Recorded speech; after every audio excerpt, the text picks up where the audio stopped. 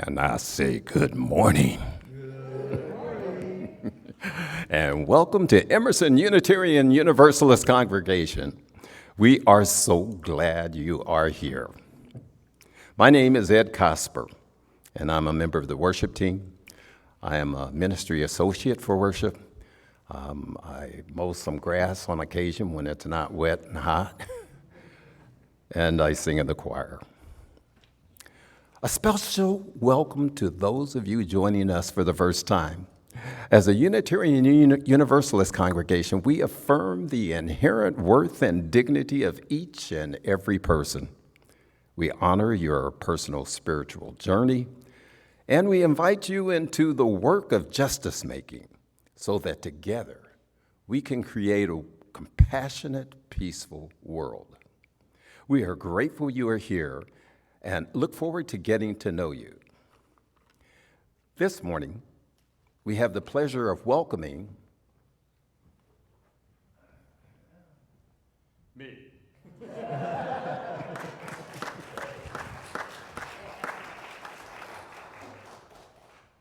And as I learned through GA, when folks would begin to speak, they would always tell a little something about what they looked like for those who may be visually impaired or challenged. So I would like to say that I am a young 74-year-old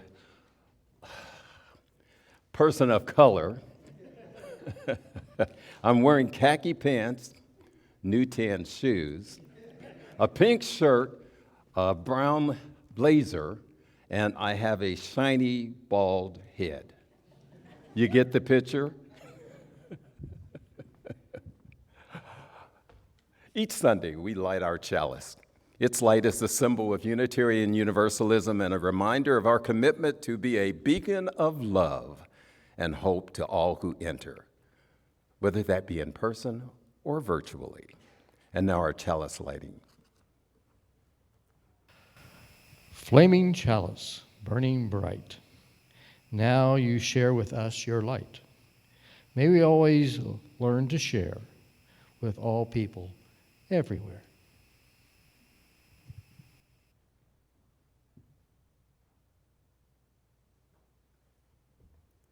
Thank you, Michael.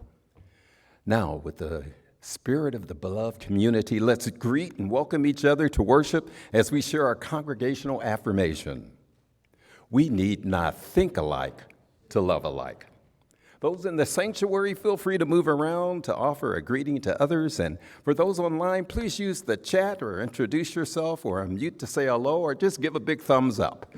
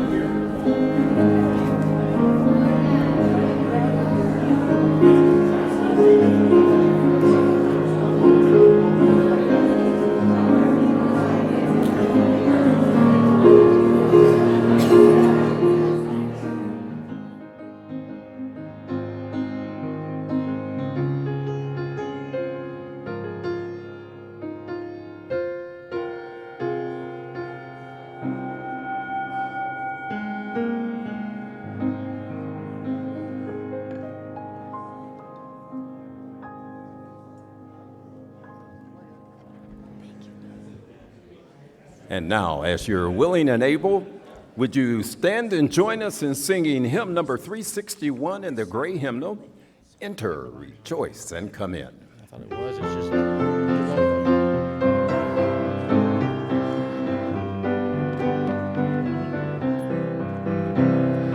Enter, rejoice, and come in.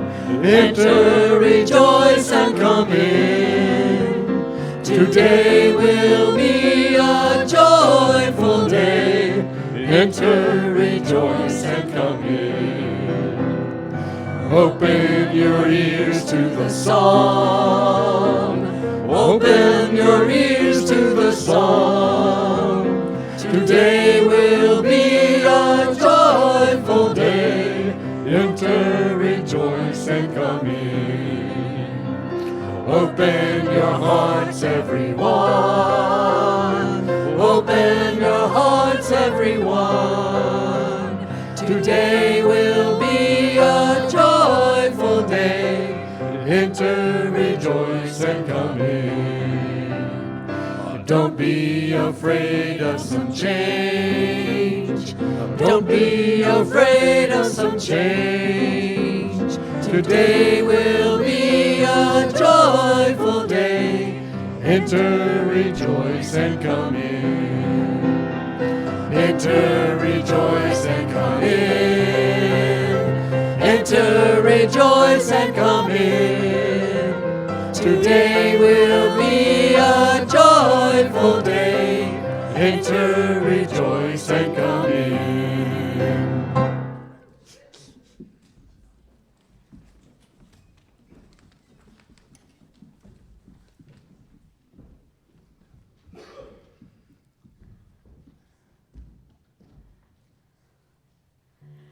Good morning. I'm Susan Ullman, a member of our Emerson Pastoral Care Team. At this point in our service, let's pause and reflect on our joys, sorrows, and concerns that we're holding in our hearts, and light candles to honor them today. The 3 lit large white candles on the table over there honor the Cherokee and Muskogee nations of indigenous people. They lived here before us. They honor Africans wrongly enslaved here, and all people hurting in conflicts across our globe, especially the dear people of Ukraine suffering in that nation under siege. We do indeed have many to hold dear.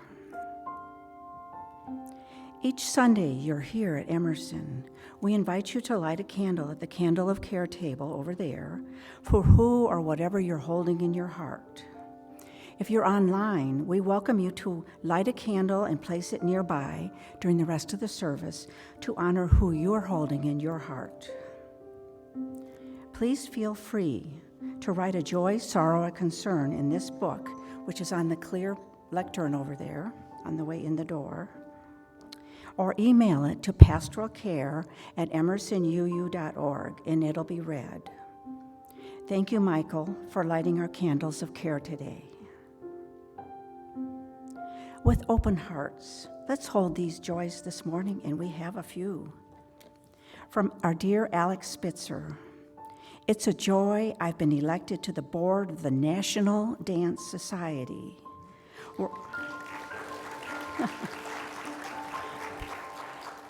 Where I will help advance dance education. Woohoo, that's wonderful. Congratulations, Alex. From Michelle and Nick Jokay. Casey Jokay had a very successful top surgery last week. He is so very happy to be a dude. His parents are also very happy it has gone so well. Congratulations. We are happy for you indeed. And from Nick Jokay, Emerson has been wonderfully awarded a $20,000 grant to replace our old furnaces and air conditioners with high-efficiency electric heat pumps. And I'm going to add a little bit more.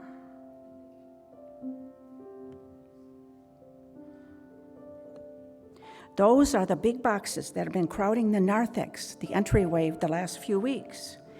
Thanks go to the granting agency South Face, whose mission is to help non-for-profit organizations reduce their utility bills, and to the Emerson Green Sanctuary team who submitted the grant proposal, including Denise Carden, Nick Jokay, and Dave Schimmel. This is wonderful. This is another big, major step along the way to reducing Emerson's carbon footprint. That is marvelous. And we have a concern from Dominic Thomas. Please keep us in your thoughts and send healing energy as Elizabeth has gone through treatment for breast cancer, and we support her. Our hearts go to your family, Elizabeth, you, and Dominic and family. We know there are joys, sorrows, and concerns that remain unspoken. So please say out loud or type in the chat if you're online, whoever you're holding in your heart today. My sister, Judy Burkhart.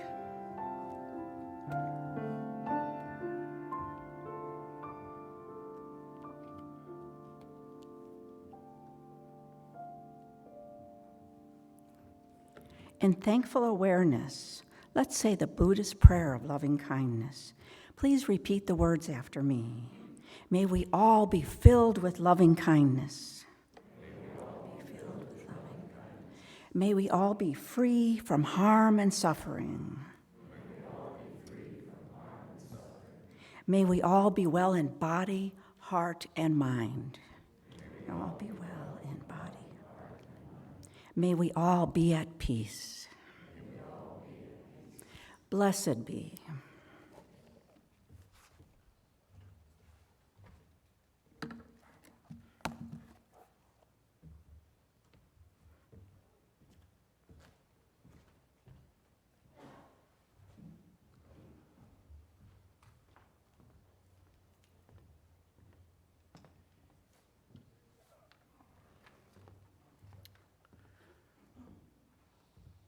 Thank you for supporting our July Share the Basket. Moms Demand Action for Gun Sense in America. Our Social Justice Committee invites you to join them in room 103 today to write postcards for gun safety. Now we will see a short video about some of the work done by mothers and others.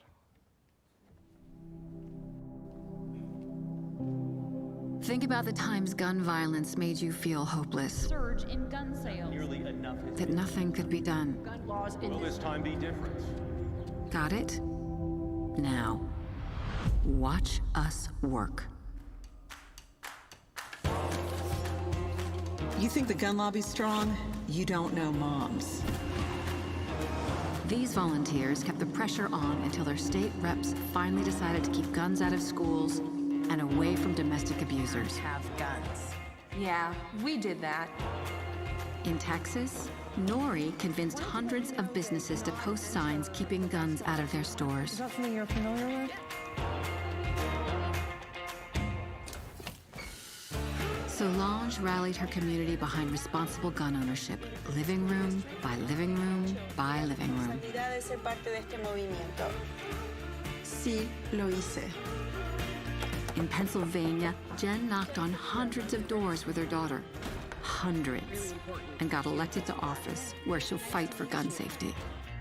And it was my first time running for anything. Melody visited churches, synagogues, and mosques across the South, Listen to us uniting people behind the cause. on our behalf. You feeling us yet? And it's not just these women. Americans from all walks of life have stood with moms, dads, and gun violence survivors to stop hundreds of dangerous gun bills and pass dozens of common sense laws that will save lives. They've elected gun safety advocates from coast to coast, convinced thousands of businesses across the country to adopt gun sense policies, crossed cultural barriers, and stood with survivors to turn their grief into action. So yeah, we've been busy. And no, we're not giving up. Y tú tampoco. No matter what it takes. Keep going.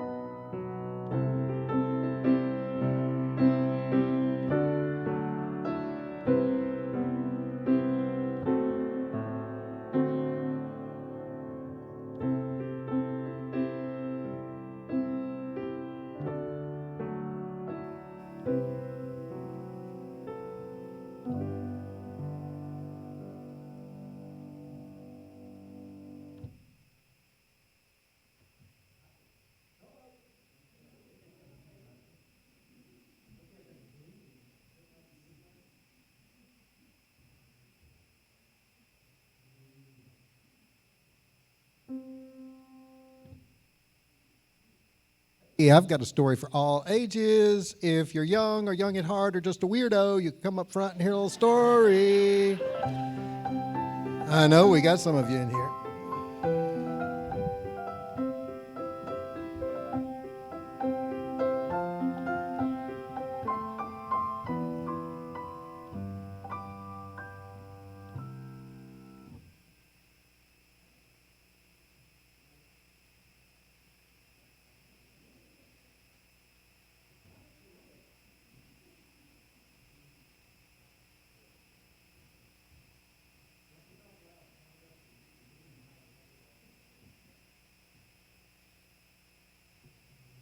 Power. Losing power. Hey, you guys probably don't know my story, but I was a kindergarten teacher and a first grade teacher for a long career, and then I retired. And when about 40 years ago, when I was a teenager, there was a choice to make about what I was going to do. And there was a lot of pressure that said teaching little kids is the thing that women do, and you need something more macho.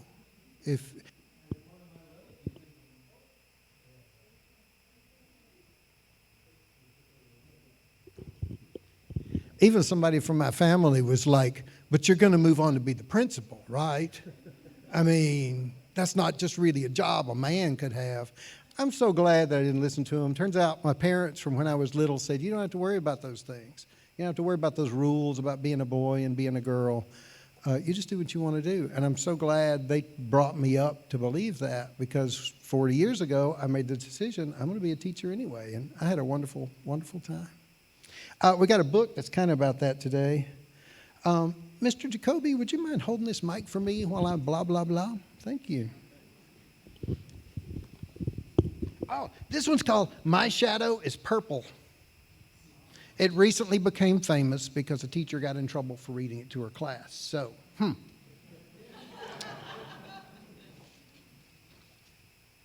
Let's see. My dad has a shadow that's blue as a berry. And my mom's is as pink as a blossoming cherry. There's only those choices, a 2 or a 1, but mine is quite different. It's both and it's none. If theirs are straight, then mine is a circle. For my shadow's different. My shadow is purple. My shadow loves playing with all sorts of toys, things loved by girls and things loved by boys.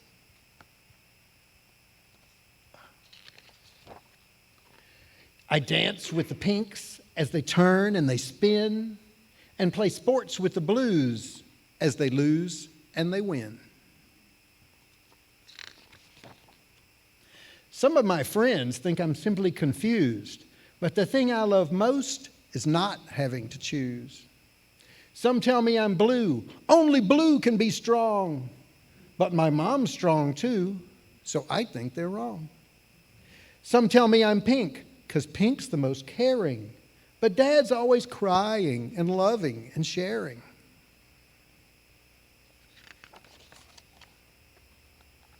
Why can't I love sport and dancing and trains and ponies and glitter and engines and planes? Why must I choose and exclude all the rest?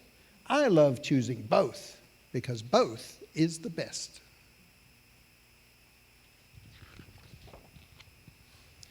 And now it is time for the greatest event, the school dance. The invite's been sent. I'm ready to rock, and I'm feeling cute.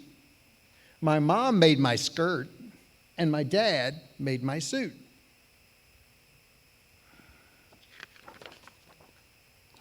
I bounce through the door and gasp as I enter. The room's split in two, right down the center. Blue shadows go left and pink shadows right. Once we're split up, we'll kickstart this night. Everyone laughs as they head to their zones. And right in the middle, I'm left all alone.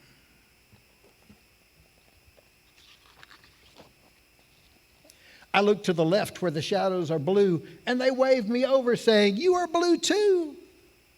Then I look to the right as I struggle to think. They call me over, "Come on, you are pink."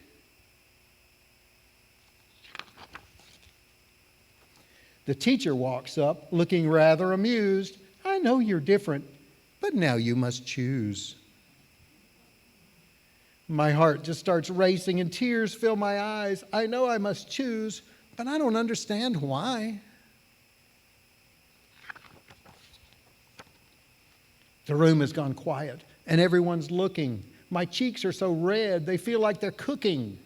If I cannot be purple, then I cannot stay. "I'll leave and go home," I quietly say. I slowly start walking and my legs are like jello. A voice breaks the silence. "My shadow is yellow." My eyes open wide. My shadow, it gawks. A child walks to the middle, looks up, and talks. "There's more than two colors our shadows can be. I was too scared before, but blue is not me. I know from outside blue fits like a glove, but my shadow's yellow, which to me feels like love." They turn with a smile and take hold of my hand. "Who wants to join us? There's room here to stand." At first, no one moves. Then a hand's in the air. "My shadow's as brown as a big grizzly bear." "My shadow is red, mine's silver, mine's green, mine's violet, mine's orange, mine's aquamarine." They all rush to join us, whatever their color, blue, pink, and purple, and shadows called other. Also weirdo. I look at each shadow. No two are the same. On each happy face, there's no trace of shame. Each different and special and fully unique. No color's stronger and no color's weak. The teacher comes over as we're joined as one. "Whatever your color, start dancing, have fun."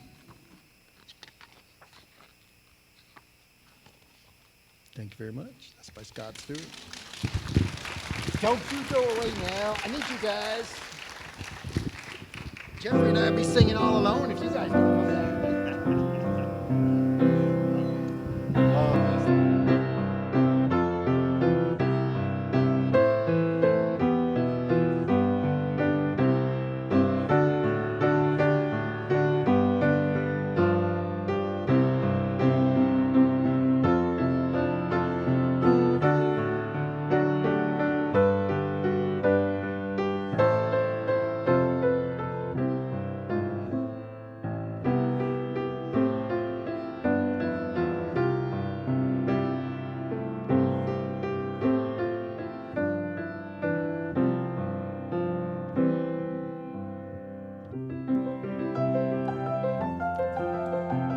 Just a quick note. That story, that wonderful story, a Cobb County school teacher lost their job because they read that story in their classroom. In your order of service, you'll see some tear-outs, and one of those is about that book and some action that's being taken. So please take a look at that, because this is an important thing for Emerson and Unitarians to be involved in. Thank you.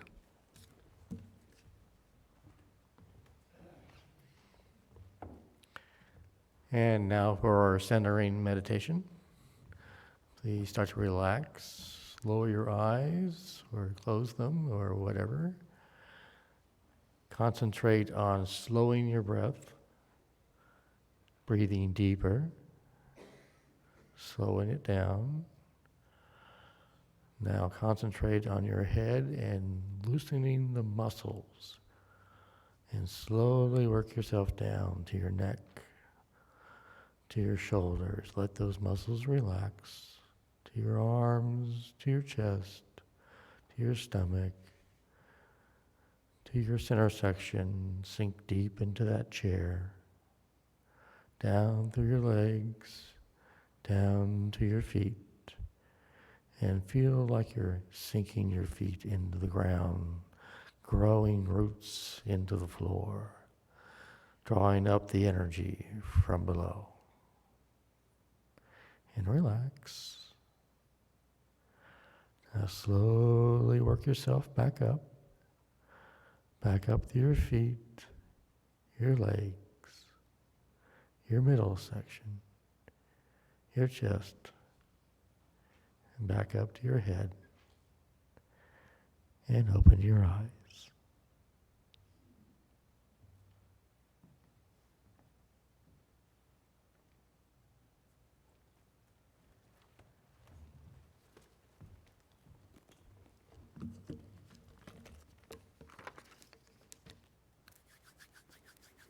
Good morning again, and for those of you I have yet to meet, I am Ed Cosper, and I serve as a ministry associate for worship.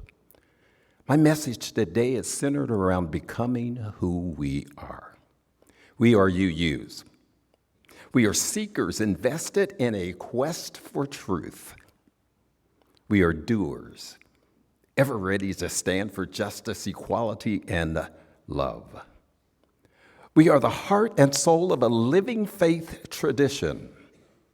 And unlike some other faiths with permanent, unchanging beliefs and creeds, we challenge ourselves to review, to question, and to bring about change to meet the new world we face each day. Living into our principles, being in covenant with our values, and always being ready to join the dialogue that propels us forward. Now, I got a confession to make. I don't like change. I just don't like change because, perhaps some of you might be the same as me. We kind of think, well, why can't we just stay the course? Aren't we doing just fine the way things are? And if it ain't broke, why are we trying to fix it? Change feels impossible because it's going to be next to impossible to change from what we've been doing for years. Change can feel uncomfortable. It's not easy. It feels painful. It seems undesirable, unnecessary, and stressful. Change is challenging and requires effort. And I ask, how will we ever find consensus when we are a non-creedal faith with so many different beliefs, so many different opinions, so many different views? Oh, my. I'm going to be talking about change today. I see the look on your face. You're getting nervous, ain't you? A group of delegates from our congregation, Mark Cobb, Michael Lukens, Ann Mason, Mark Horn, the Reverend Deborah Bennett, and myself participated virtually in the annual UUA General Assembly, often referred to as GA, for those of you who are new. If you hear somebody say GA as General Assembly, not Georgia. Right.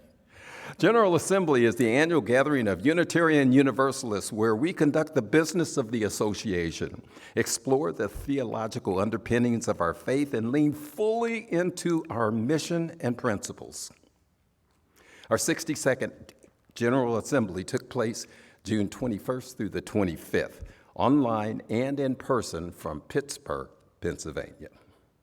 Over 4,000 participants, both in person and online, from the roughly 1,027 member congregations.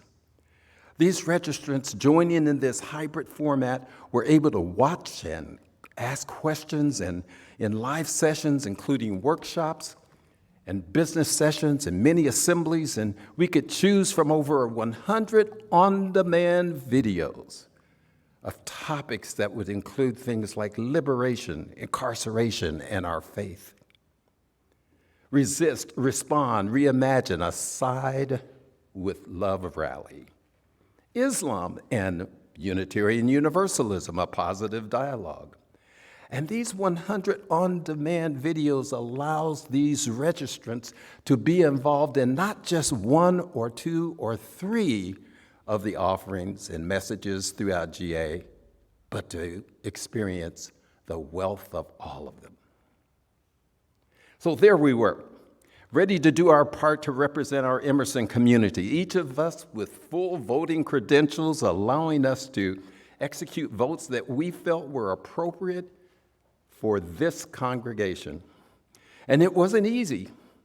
As a group, we met virtually and in person to discuss the presentations and the dialogue we were viewing online.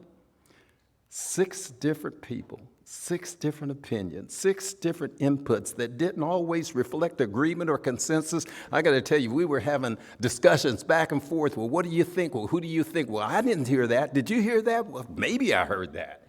So we really chewed it out. But when it came down to it, we as a group did our best to try to represent you. Part of that representation when we were talking about Article 2 and whether it should be moved forward was we did a survey prior to GA.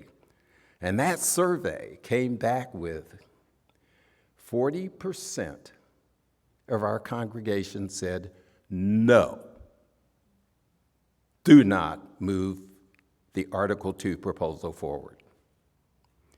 60% was split down the middle, saying, maybe with some changes, or yeah, let's just do it.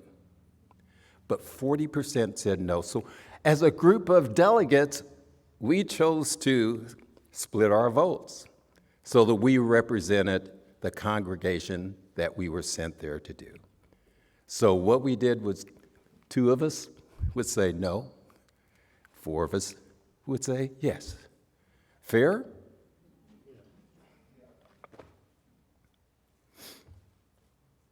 So now I'd like to get into something about change. And Josh, if you'll show that first slide for me, please. In your order of service, you're going to see this graphic. I want you to take a look at that graphic. Anybody know what it represents? Everything we talk about today and as we make our way through this next year is centered in love. Reverend Christina Barnum Martin, our new minister, shared these word clouds with me. Word clouds? See, I didn't know what a word cloud was. It's an image composed of words used in a particular text or subject in which the size of each word indicates its frequency of importance.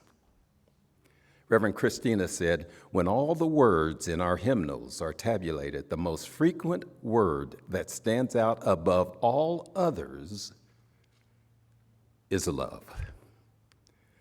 Now let's just let that sink in. Each week, we sing about love. Next slide, Josh. The Reverend Dr. Sophia Betancourt received 95.5% of the votes during GA, electing her as the first openly queer person and first woman of color to serve as president of our association. The Reverend Betancourt, she is the 10th president of the Unitarian Universalist Association. Please look her up online. I gotta tell you, she's fabulous. Yeah, I mean, she's got the qualifications, and you'll really enjoy what you read about her. Another thing that we did at GA is we took votes on actions of immediate witness. That'd be your next slide, Josh. These actions of immediate witness, which we break down into what we call AIWs, the purpose of an AIW is to create a statement about a significant action or event or development in the world that necessitates immediate engagement and action among UU member congregations and groups.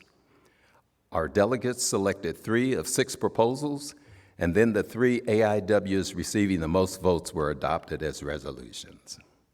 So you'll see here, number 1 in getting votes at 29% of the total votes was protect the dreamers, the recipients of deferred action for childhood arrival with a pathway to permanent residence. Number 2, organizing for health equity. And Lord knows, don't we need that? I mean, the stuff that's going on in America today with health, we seem to not just be stuck, but we seem to almost be going backwards at times. And 3rd was rise up to stop Cop City. That's right here in Atlanta.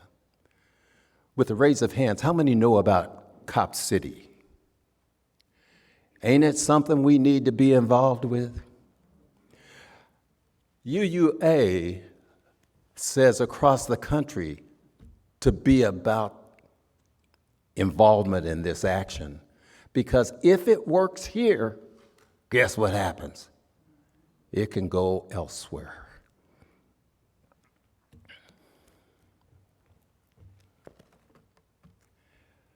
Article 2 changes. The UUA bylaws require a review of Article 2 every 15 years. Article 2 has undergone several revisions through the years since 1961 and currently includes the principles, sources, and purposes of Unitarian Universalism and the UUA.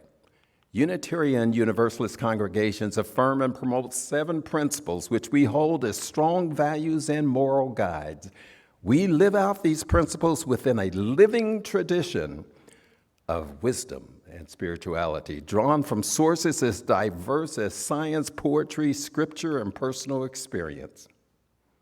You know, that first principle, the inherent worth and dignity of every person, or the second one, justice, equity, and compassion in human relations, or the third, acceptance of one another and encouragement to spiritual growth in our congregations. The fourth says a free and responsible search for truth and meaning. The fifth, the right of conscience and the use of the democratic process within our congregations and in society at large. And number 6, the goal of world community with peace, liberty, and justice for all.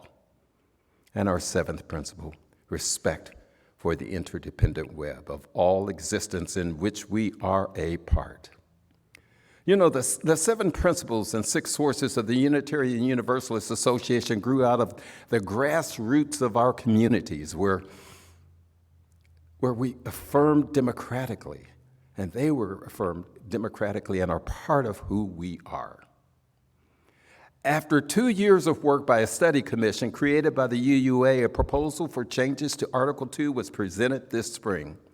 The proposed changes replace much of the current wording into a structure of values.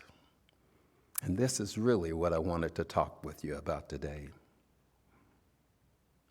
After considering many amendments, the delegates to GA voted whether to move the Article 2 proposal into a year of congregational study. The vote passed 86.3% to 13.7%. The vote passed the proposed amendment, changed to be a year of congregational review. The vote result does not mean that the new Article 2 proposal is ratified. It only means that the proposal will now move to congregational review for 1 year. All congregations are encouraged to create study groups and conversation circles to explore these proposed changes while we continue to use our 7 principles in the current Article 2 as our UU guidepost. At General Assembly 2024, delegates will vote on a final version, or in next year at General Assembly, delegates will vote on the final version of the proposed new Article 2, and the vote must pass by 2/3 majority to be ratified. And then, of course, it'll probably take another year for it to be fully implemented. So further dialogue will be held here at Emerson over the next year, and I encourage everyone with interest to volunteer to participate in GA next year. It will be a virtual-only platform next year, and then we'll return to a hybrid platform of both in-person and virtual in 2025. So every other year will be a virtual GA year. So it gives more opportunity for more people to be involved in GA with less expense and less use of those energies flying people all over the place and whatever. So, Josh, next slide, please.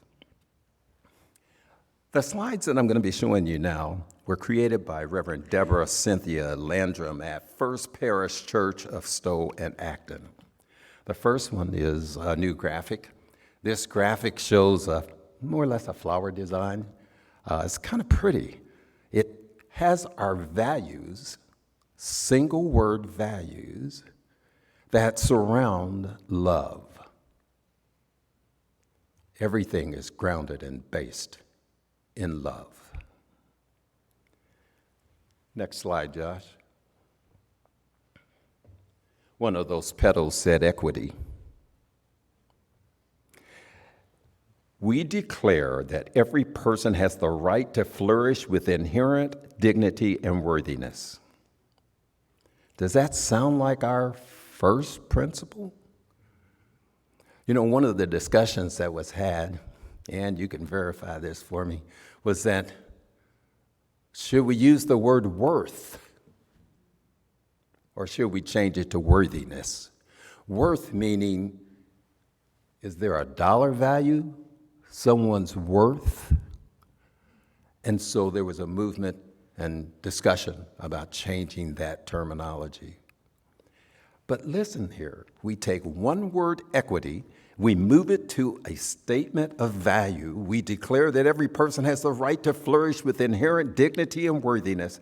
And then we talk about action or our covenant to that, which is we covenant, agree, to use our time, wisdom, attention, and money to build and sustain fully accessible and inclusive communities. That's pretty powerful. Next slide, Josh.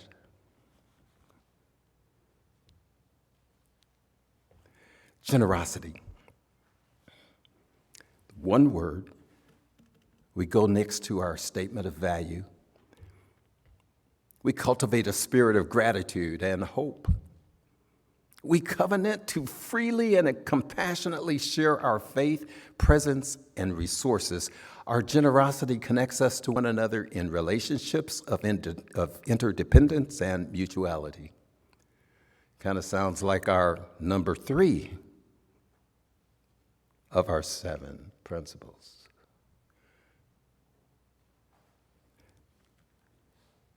I say that to mean that we're not getting rid of our 7 principles. We're melding those into a new way of saying things and doing things. The next slide, Josh. Interdependence. We honor the interdependent web of all existence. Sounds like number 7 of our, I heard a mm-hmm. We covenant to cherish earth and all beings by creating and nurturing relationships of care and respect with humility and reverence. We acknowledge our place in the great web of life, and we work to repair harm and damaged relationships. I think that's who we are. Next, Josh. We go to justice. We work to be a diverse, multicultural, beloved community where all thrive. It sounds like number 5. It sounds like number 5 of our 7 principles. We covenant to dismantle racism and all forms of systemic oppression. We support the use of inclusive democratic processes to make decisions. Now, we may not know about this, but over the last couple years, there's been a movement, and about 200 and some odd churches have adopted an eighth principle. And the eighth principle is this, that we covenant to dismantle racism and all forms of systemic oppression. We support the use of inclusive democratic processes to make decisions. This is the eighth principle. And it's put into the new Article 2 proposal. Josh, we go to transformation.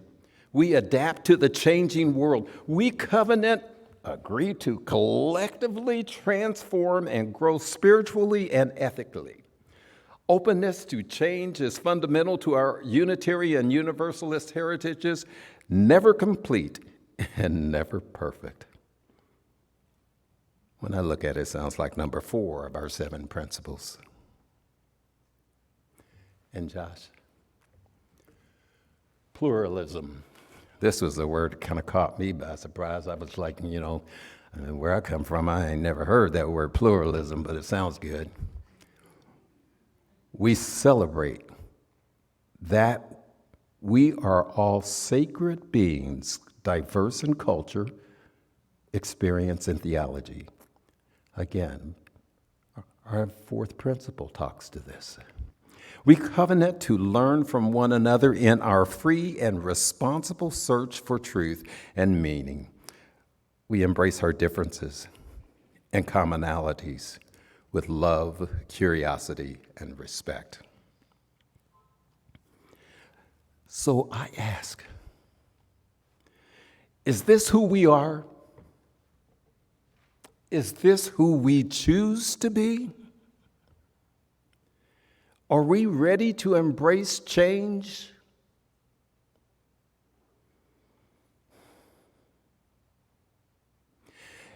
Again, I don't like change, but once I started to look at this and really read it, I found something that I could personally embrace. In our survey, some of the responses were, well, it's too wordy. Well, it gets too far away from our 7 principles, what we're used to. Well, I just don't know, it just doesn't feel comfortable. These were the responses that we got. And I wanted to share with you today, here's what it is. It goes from a single word to a statement of value to our covenant or commitment to make a change. That's what I see personally in Article 2. And I look forward in reflections today to have a discussion about that. Other changes that Emerson will be experiencing this year, we will have a new minister, the Reverend Christina Barnum Martin.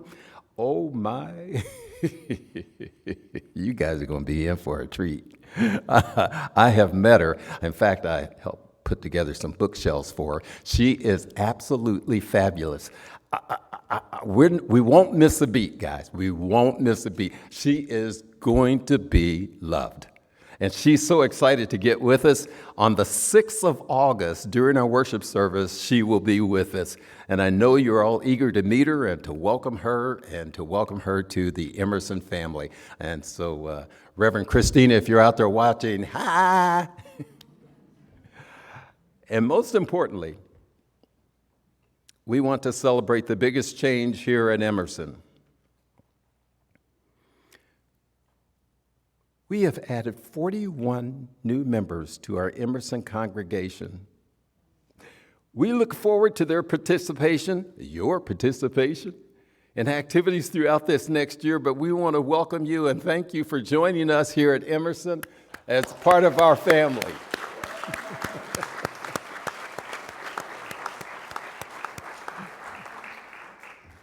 So, change. It ain't all that scary.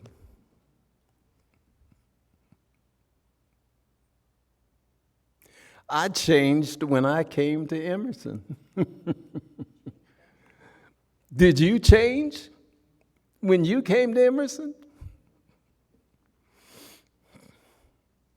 Yeah, I tried to change a few people here myself. Thank you.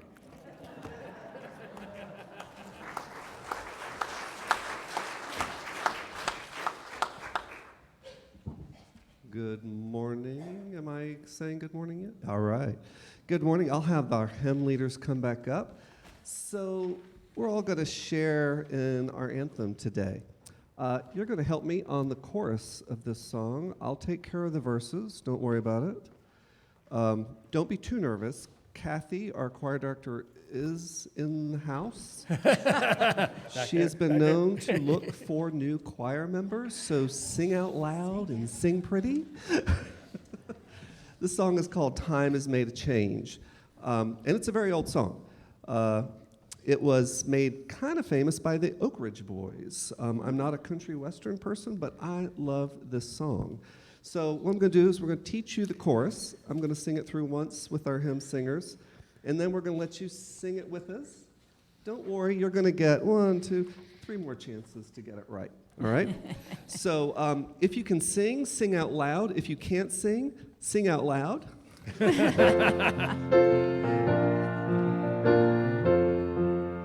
So the chorus words are there. Time has made a change to the old home place. Time has made a change to each smiling face. I know my friends can plainly see. Time has made a change in me. That was pretty good. Let's try it again. Time has made a change to the old home place. Time has made a change to each smiling face. I know my friends can plainly see. Time has made a change in me. Time has made a change since my childhood days. Many of my friends have gone away. Some I never more in this life shall see. Time has made a change in me. Here's your chance. Time has made a change to the old home place. Time has made a change to each smiling face. I know my friends can plainly see. Time has made a change in me. In my childhood days, I was well and strong. I could climb the hillside all day long. I'm not the same as I used to be.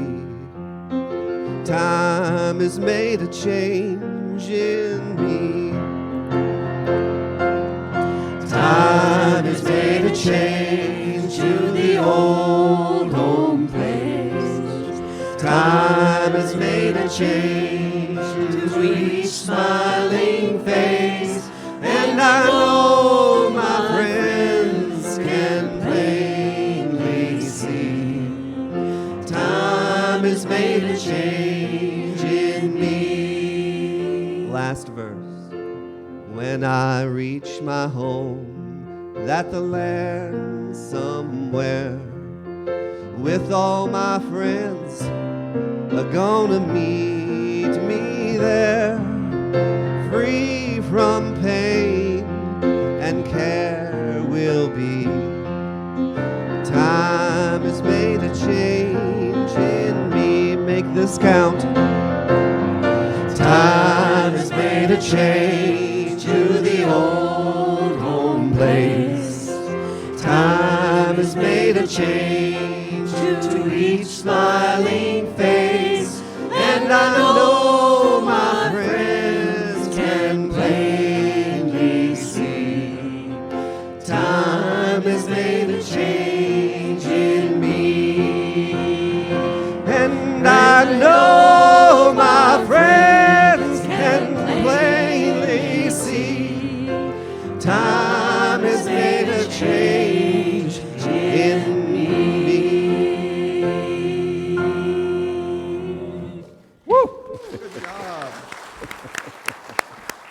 Thank you, Bruce. Thank you, Bruce. Thank you, choir.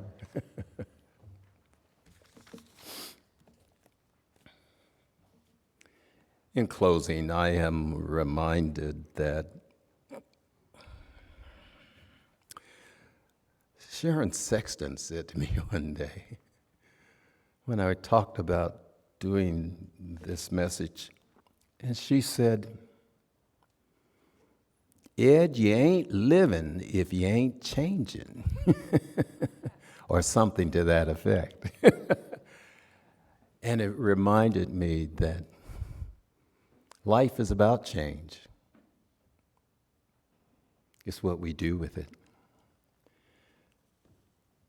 A quote, change will not come if we wait for some other person or if we wait for some other time.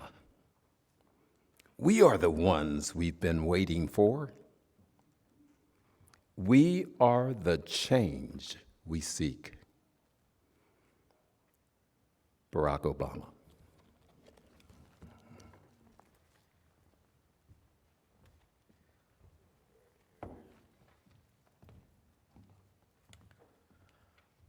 For our closing hymn, please rise as you are able for number 318. We would be 318.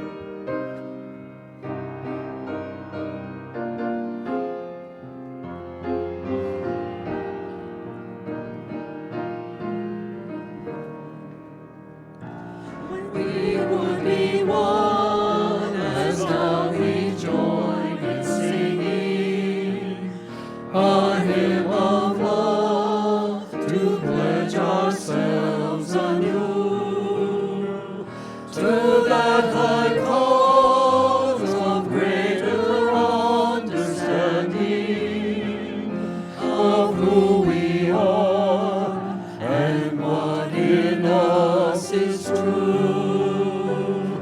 We would be one in living for each other to show to all a new community.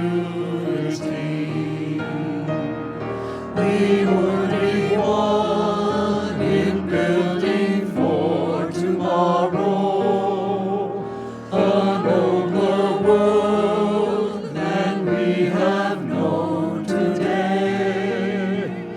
We would be one in searching for that meaning which binds our hearts and points us on our way. As one we pledge ourselves to greater service, with love and justice strive to make us free.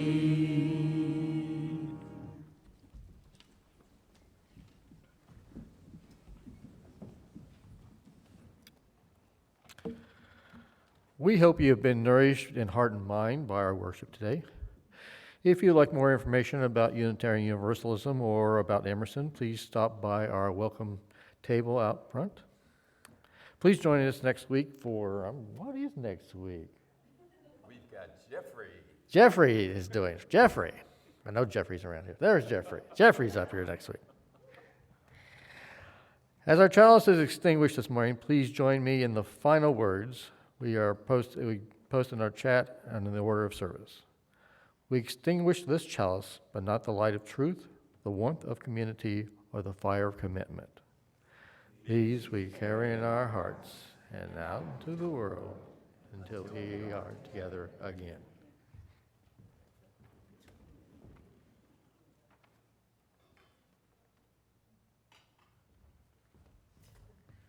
I'm quick. I have legs. Please join us for refreshments and fellowship in our fellowship room on the first floor behind me. They ask that you go that way so you don't go through the kitchen the other way. Let's see. I guess that's the end of it. Go now in peace and take peace wherever you go.